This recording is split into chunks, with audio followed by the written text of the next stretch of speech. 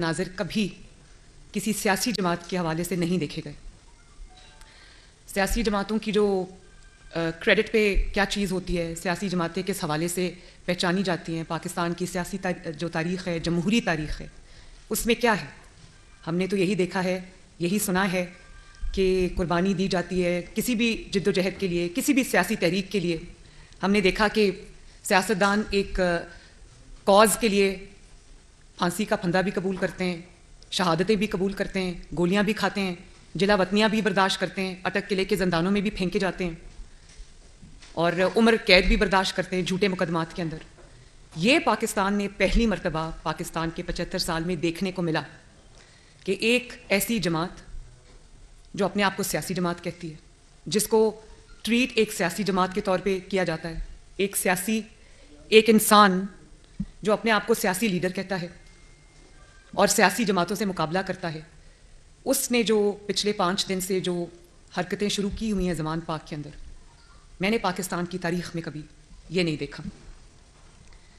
जिस तरह से अपनी जान बचाने के लिए, अपने आप को गिरफ्तारी से रोकने के लिए, कानून के आगे पेश होने से रोकने के लिए जिस तरह से उन्होंने रियासत पे धावा बोला, जिस तरह से उन्होंने पाकिस्तान की सिक्योरिटी फोर्सेस पे, पंजाब की पुलिस पर उन्होंने अटैक किया, रियासत पे अटैक किया, उसके मनाजिर हमने पिछले 5 दिन से हम वो नॉन स्टॉप टीवी स्क्रीन्स के ऊपर देख रहे हैं। और ये रियासत के ख़िलाफ़ खुलेआम बगावत हुई है, खुलेआम। और ये बगावत का ऐलान हुआ है वहाँ से, उसकी जो तफसील है उसमें हम अभी जाते हैं। लेकिन ये आज से नहीं हो रहा, ये मैं आपको आपकी मेमोरीज़ को रिफ़्रेश करना चाहती हूँ। ये 2014 से यही सब कुछ जो है वो हो रहा है। वो आपको याद होगा, ये वही लोग हैं जिन्होंने शाराए दस्तूर के ऊपर कब्रें खोदी, कफन पहन के रियासत का मजाक उड़ाया, सुप्रीम कोर्ट के सामने गंदे कपड़े अपने टांगे, और जिन्होंने पीटीवी पर हमला किया, पार्लियामेंट पे हमला किया, पुलिस के नौजवानों के, पुलिस के ऑफिसर्स के सर फाड़े, उनकी हड्डियां तोड़ी। वो आपको याद होगा जो ऑफिसर डीएसपी जुनेजो था, उसके मनाजिर आज तक कौम नहीं भूली, किस तरह हड्डियां तोड़ के उसको हॉस्पिटल में दाखिल किया गया, सर तोड़े पुलिस वालों के। और फिर ये घेराओ, जलाओ, सिविल नाफरमानी की कॉल, हुंडी से पैसा भेजो, प्राइम मिनिस्टर को गर्दन से घसीट के ऑफिस से बाहर निकालेंगे। ये 2014 में हुआ और तब से आज तक होता आ रहा है।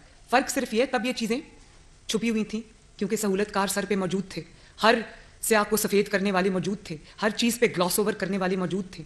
ऐसे शख्स को जब वो ये कर रहा था, जब वो घराव जलाओ कर रहा था, जब वो कौम को ये गुंडागर्दी की तरकीबें बता रहा था, ऐसे में उसको जस्टिस साकिब निसार सदाकत और अमानत के सर्टिफिकेट दे रहा था।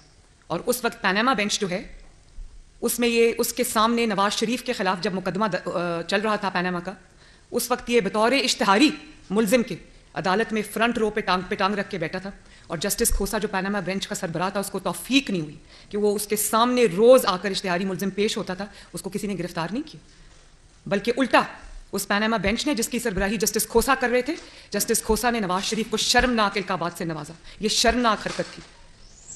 इतनी हिम्मत तो आप में थी नहीं कि सामने आपके इश्तिहारी मुलजिम बैठा हुआ है, उसको आप पकड़ लें। वो आपके सामने कानून का और आपका तमाशा बना रहा था, आप में हिम्मत नहीं थी क्योंकि आप उसके साथ मिले हुए थे। आप ही के कहने पर वो दरख्वास्त अदालत में लेकर आया था पैनामा में नवाज शरीफ के खिलाफ। तो कैसे पकड़ना था? गठजोड़ था, सहूलतकारी थी। और ऊपर से आपने नवाज शरीफ को, शर्म आपको नहीं आई? दहशतगर्द आपके सामने बैठा था और जो नवाज शरीफ को आप क्या इल्काबात से नवाज रहे थे, सिसिलियन माफिया, डॉन, गॉडफादर। आज मैं जस्टिस खोसा से पूछना चाहती हूँ और पैनामा बेंच से पूछना चाहती हूँ, लाहौर में जो आप मनाजिर आज देख रहे हैं ज़मान पाक में, आज आपको पता चला है कि सिसिलियन माफिया क्या होता है, डॉन क्या होता है। पूरे पाकिस्तान की पुलिस डॉन को पकड़ने की कोशिश कर रही है, अदालतें बुला रही है, वो शख्स किसी के हाथ नहीं आ रहा। पता चला है डॉन क्या होता है? अब पता चला है गॉडफादर क्या होता है? अच्छे से पता चल गया होगा। ज़रा आए ना कौम को अब बताएं कि आज आपको पता चला है कि इन टर्म्स का या इन इल्काबात का मतलब क्या है। मुझे ये बताएं, आज ये 2014 से जो हो रहा है, ये आज सामने इसलिए आ रहा है कि आज वो सहूलतकार ज़्यादातर घर को जा चुके हैं। अभी भी मैं बार बार कहती हूँ कि उनकी बाकियात मौजूद है जो इसको सहूलत फराहम कर रही है। हम गहरी नज़र रखे बैठे हैं, लेकिन वो बाकियात अभी भी मौजूद हैं। इसलिए जो असल बैसाखियाँ थीं वो चली गई, इसीलिए आज ये जो सामने खुल के आ रहे हैं।